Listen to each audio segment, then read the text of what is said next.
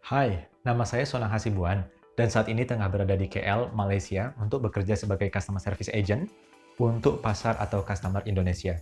Saya buat video ini buat jadi referensi untuk teman-teman yang mau cari kerja di Malaysia. Tapi untuk teman-teman ketahui dulu nih, kalau kerja di Malaysia di musim pandemik ini sangat sulit kalau kalian nggak berada di Malaysia karena travel restriction dan lain-lain. Tapi bukan berarti nggak mungkin ya, karena tetap bisa asalkan memenuhi syarat. Saya mungkin akan bahas ini di video lainnya. So, let's get to the main point. Secara umum, para pekerja Indonesia di Malaysia itu terbagi menjadi dua. Pekerja di sektor formal, seperti di kantor, lab, univ, dan pekerja di sektor non-formal, seperti pembantu rumah tangga, pekerja kilang, dan lain-lain. Sedikit curhat tentang bagaimana saya bisa sampai Malaysia dan kerja di sini.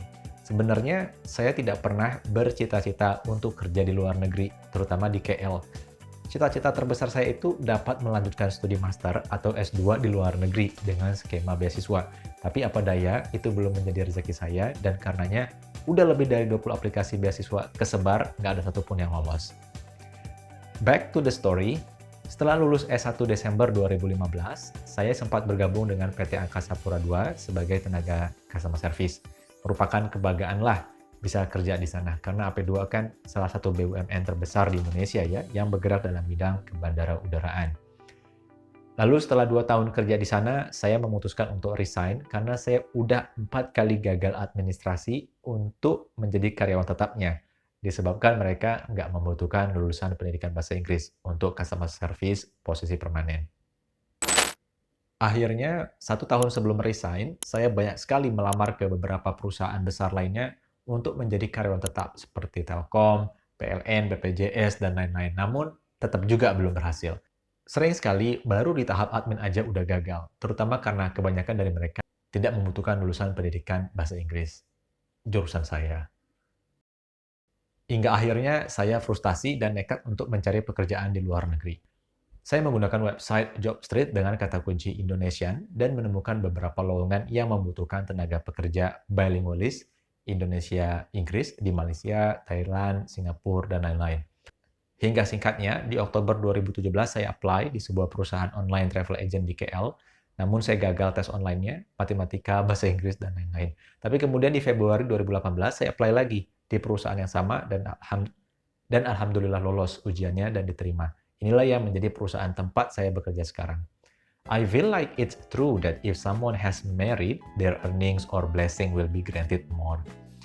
So, Oktober 2017 itu saya belum menikah, tapi Februari 2018 saya sudah. Awalnya saya ragu untuk mengambil kesempatan ini, tapi karena di bulan Januari 2018 saya sempat menghabiskan honeymoon di KL untuk beberapa hari, maka saya tahu bagaimana kehidupan di KL secara umum, dari segi sosial, ekonomi, dan tingkat kesejahteraannya. Lucunya, waktu honeymoon di sini, istri sempat bergumam dan berdoa dalam hati ingin stay di sini. Malah beneran dijabah, alhamdulillah. Itu cerita singkat bagaimana saya bisa kerja di Malaysia. Personal banget, tapi kayak akan nilai-nilai kerja keras, tidak mudah putus asa, dan nilai-nilai agamanya seperti hanya berharap sama Allah. Oke, sekarang kita bahas pertanyaan yang paling ditunggu-tunggu. Pertanyaan besar tentang bekerja di Malaysia ialah, kenapa sih mesti Malaysia?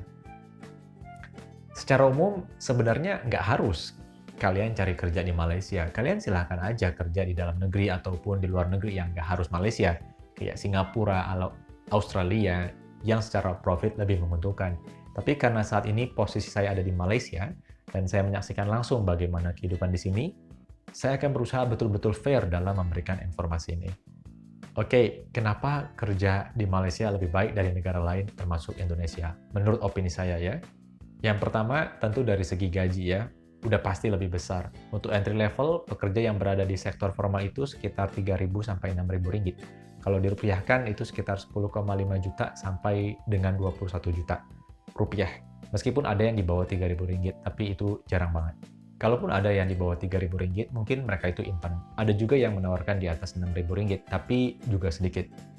Karena ini range untuk entry level ya. Untuk bekerja di bidang non-formal kayak pembantu rumah tangga dan semisalnya itu rentan gajinya 1.200 sampai 2.500 ringgit, sekitar 4,2 juta sampai 9 juta lah. Tentu ada juga yang di bawah 4 juta atau di atas 9 juta, tapi ini kan rata-rata ya.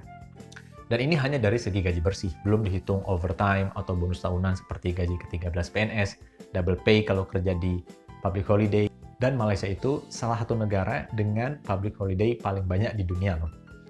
Jadi rata-rata bonus ini sekitar 20% dari gaji pokok. Kalau gajinya sebulan 10 juta, maka aktualnya dia bisa dapatkan 12 juta.